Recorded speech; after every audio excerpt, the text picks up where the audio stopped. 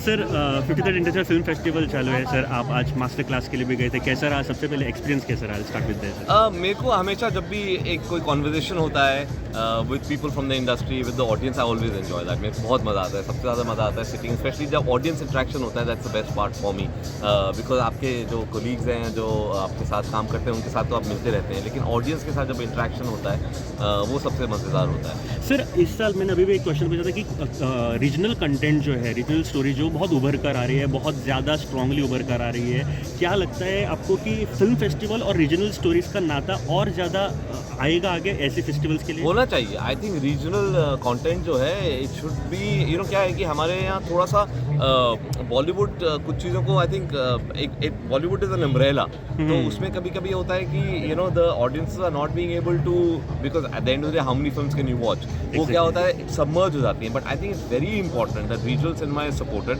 And I think platforms like IFFI do a great job, because at least आप देखते हैं, then you get to know about it. Awareness is also half the battle one. Sometimes you don't know about the film, you can come to a platform like Iffi and you see those films, and you get an opportunity to see them from different parts of the country, and you realize that these are great films, and then you can carry them back. Fortunately today because of the digital medium, it's easier access. पहले आप सिर्फ theatre में देख सकते थे, but अब now the OTTs bring them to you.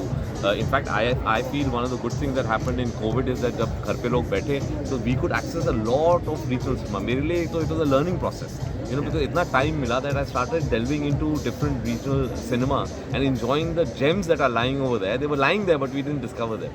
Sir 83 के बाद सर अभी आपको भी मैंने देखा सर बहुत फिट नज़र आ रहे हैं। क्या मतलब 83 के बाद बहुत सेल्फ के ऊपर काम शुरू हुआ था? नहीं, मतलब देखिए, मैं I have always been into sports, I have always been a person who has played sports from my childhood, and 83 के टाइम तो आई थिंक क्योंकि सबको ट्रेन कर रहे थे, खुद भी ट्रेनिंग शुरू कर दी थी। बट नहीं, I think the reason why one tries to stay healthy and fit is क्योंकि देखिए जिस किस्म की फिल्में मैं बनाता हूँ वो बहुत फिजिकल फिल्में होती हैं। मतलब I travel to locations, I love shooting in real locations, sometimes they really hard to reach and hard to shoot in, तो I never want to reach a situation कि मैं वो एक शॉट नहीं लूँगा क्योंकि मैं बोलूँगा यार वहाँ तक कौन चलेगा, मैं थक जाता हूँ। I always want to be full of energy when you're on set and when you're making that film with all the passion and love that you have. That exactly reflects on your films.